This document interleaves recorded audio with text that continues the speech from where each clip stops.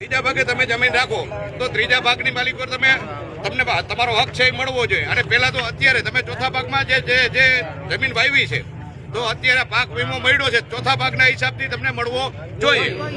બરોબર છે. આપણે એમ નથી કહેતા કે અમને ત્રીજો ભાગ આપો, અડધો ભાગ આપો એમ, પણ જે આપણે ટકાવારીના હિસાબે રાખ્યું છે એ ટકાવારીના હિસાબે આપણને મળવું જોઈએ. એના માટેથી આપણે એકતા થયા છે અને એના માટે આવેદન દેવાનું છે. સરકારશ્રીને આપણે જાગૃત કરવાની છે કે ભાઈ તમે ખેડૂતને આપો છો તો મજૂરને કેમ નહીં? મજૂર છે, મજૂર હાથે જ પાક થાય છે. મજૂર નથી તો કાંઈ ખેતી નથી. ખેતી છે મજૂરના હિસાબે છે.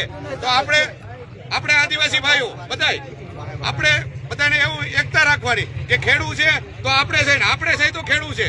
એટલે બધાને ધ્યાનમાં લઈ જે કોઈ તમે લખાણ કરાવ્યા વગર કોઈ જમીન વાવતા નહીં. તમે ન્યાય જો છે, ન્યાય માંગવા જાશો, તમારી પાસે લખાણ માંગશે, તમારી પાસે લખાણ નહીં હોય ન્યાય નહીં મળે.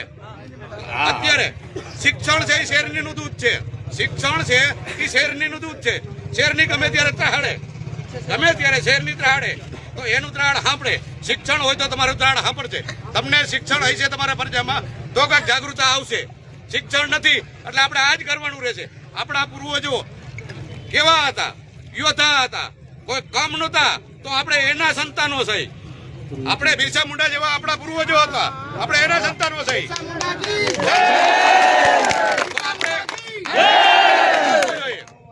આપણે એ ધ્યાનમાં લઈને આવવું જોઈએ કે ખેતી આપણે ખેડી છીએ, આપણે ખેતીમાંથી ધાન પકાવીએ છીએ તો આપણે એનો હક આપણને મળવો જોઈએ. જય જોહાર. अगर यहाँ